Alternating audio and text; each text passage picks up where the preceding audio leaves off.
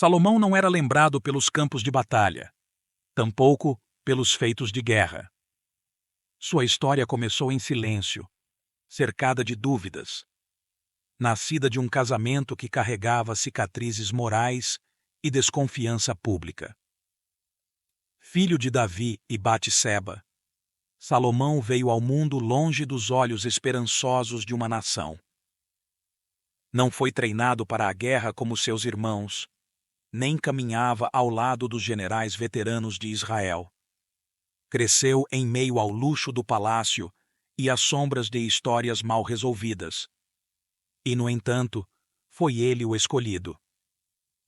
Davi, já no fim de seus dias, viu em Salomão não um sucessor qualquer, mas o único capaz de sustentar um reino que já não precisava mais de espadas, mas de estabilidade. Israel estava cansada de guerras. Precisava de estrutura, ordem, visão. E Salomão, em sua juventude tranquila, demonstrava algo raro: capacidade de escuta, paciência, inteligência precoce. Não foi um processo tranquilo. Outros filhos de Davi tentaram se antecipar ao trono, buscando apoio entre militares e sacerdotes. Adonias, com aparência régia e apoio estratégico, se declarou rei sem que houvesse coroação legítima. Mas política não se faz apenas com aparência. Batseba, guiada por Natan, o profeta, lembrou a Davi do juramento feito em tempos antigos. Salomão deveria herdar o trono. O velho rei agiu com a precisão de quem sabia que hesitar seria entregar o reino ao caos. Ordenou que Salomão fosse coroado, publicamente, com o respaldo do sacerdote Zadok, do profeta Natã e da guarda real. Em meio à celebração, o povo aclamou.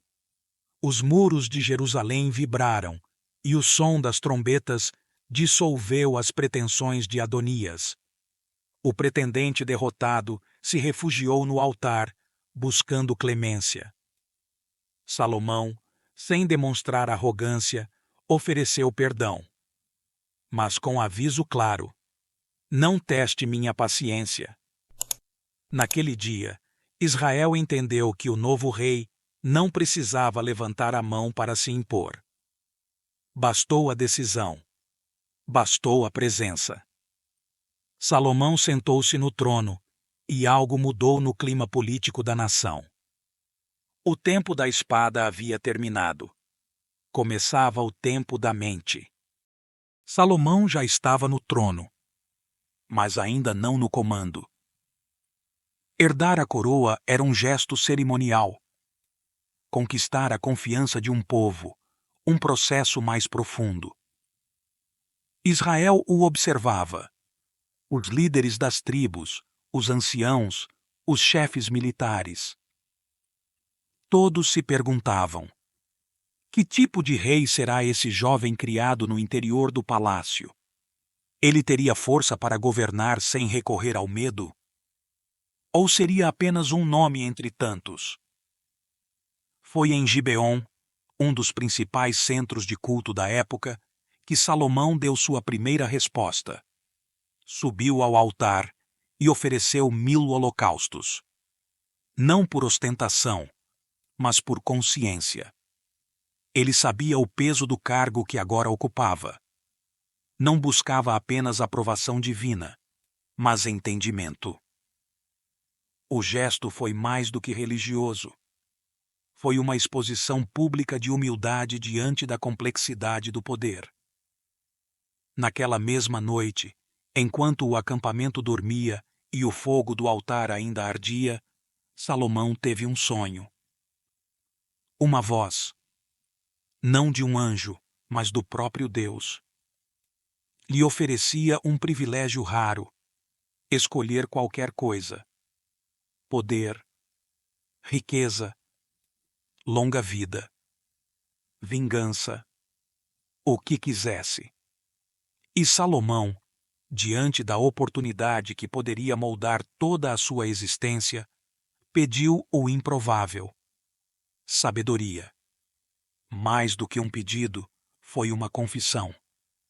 Ele não se achava pronto, não se via capaz. Queria um coração compreensivo, capaz de discernir o certo do errado, um espírito que ouvisse antes de julgar. Deus não apenas aceitou, se agradou. E prometeu não só a sabedoria que Salomão buscava, mas também aquilo que ele não havia pedido: riqueza, glória, paz em seus dias. Um reinado sem igual, se o rei permanecesse fiel. A confirmação não demorou. 2 mulheres vieram ao seu tribunal, ambas clamando ser mãe do mesmo bebê. Um caso sem testemunhas, nenhuma prova, um impasse insolúvel para qualquer outro juiz. Mas Salomão enxergava além das palavras. Ordenou que a criança fosse dividida, entregue metade a cada uma. O absurdo da sentença rasgou a verdade. A mãe verdadeira, em desespero, preferiu abrir mão do filho a vê-lo morrer. E o rei, com um gesto, revelou não apenas quem falava a verdade, revelou o que era justiça. Daquele dia em diante, o povo entendeu. Salomão não era rei por herança, era rei por discernimento. Não julgava para punir, mas para restaurar. E o nome dele começou a se espalhar, não por exércitos, mas por sabedoria. Sob o comando de Salomão, Israel viveu um tempo que muitos chamariam de auge.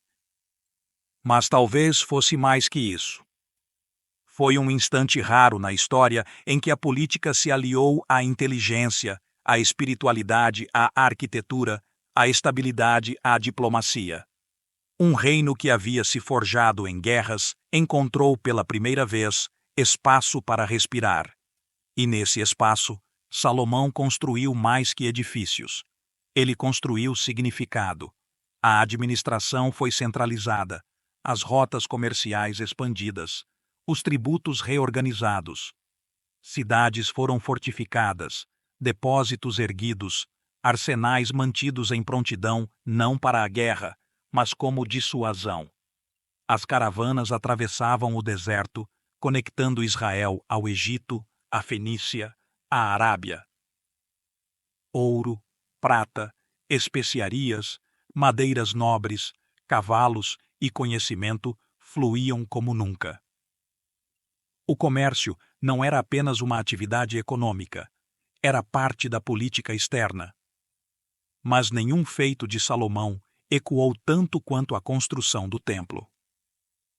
Seu pai, Davi, havia sonhado com ele. Salomão o realizou. 7 anos de obra. Milhares de trabalhadores. Arquitetos, escultores, mestres de obra.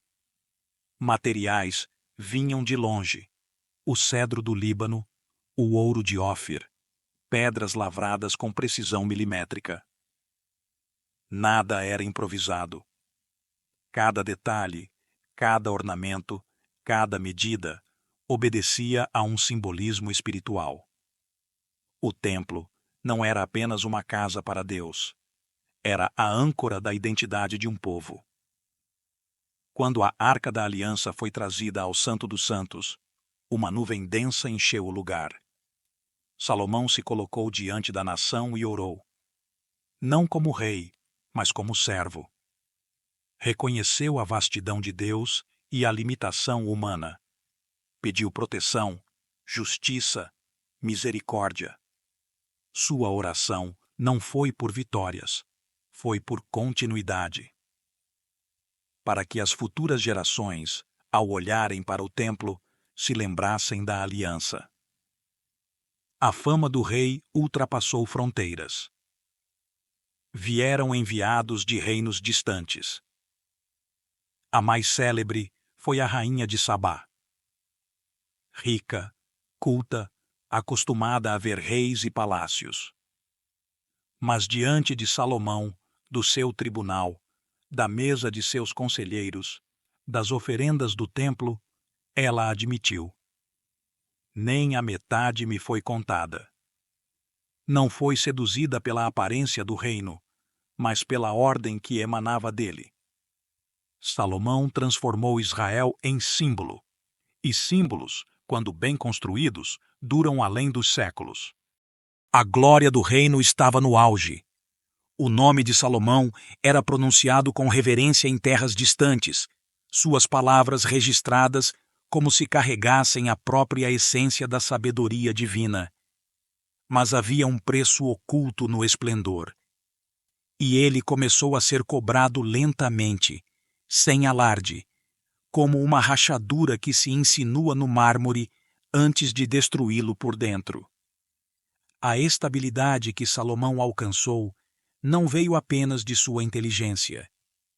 Veio também de alianças, e essas alianças tinham rostos, nomes, costumes, religiões. 700 esposas, 300 concubinas. Cada casamento um tratado, cada união uma escolha política. Egípcias, moabitas, sidônias, etéias. Mulheres vindas de povos com seus próprios deuses, seus próprios rituais, seus próprios altares. No início, nada pareceu ameaçador.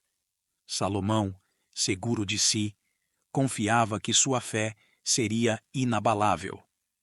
Mas com o tempo, os pedidos vieram. Pequenos, quase insignificantes. Um altar aqui, uma imagem ali, um espaço reservado para um culto particular. E o rei cedeu. Primeiro por diplomacia, depois por afeto. Por fim, por hábito. Os montes ao redor de Jerusalém começaram a se povoar de templos estrangeiros.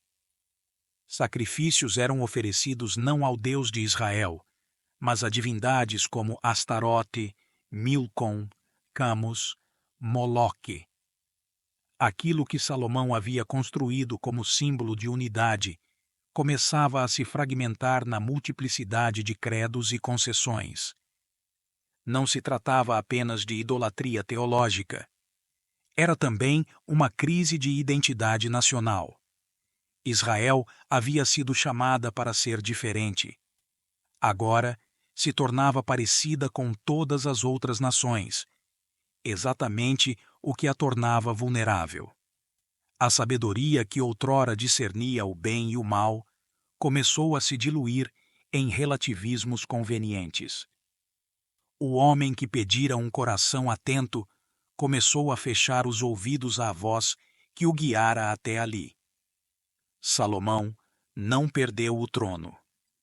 Não foi deposto. Não caiu em batalha.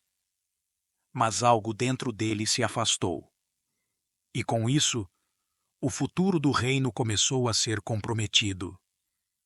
A rachadura, agora visível, se abria aos poucos. Salomão viveu até o fim cercado de honra.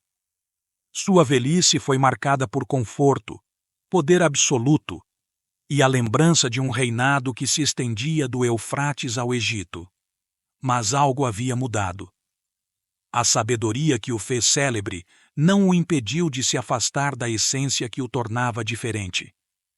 O templo continuava lá, imponente, mas as colinas vizinhas também se erguiam com altares para deuses estrangeiros, símbolos mudos de uma erosão lenta e contínua.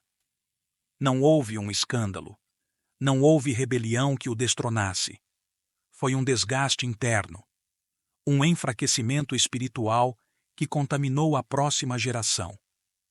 Salomão começou como o rei que pedia discernimento.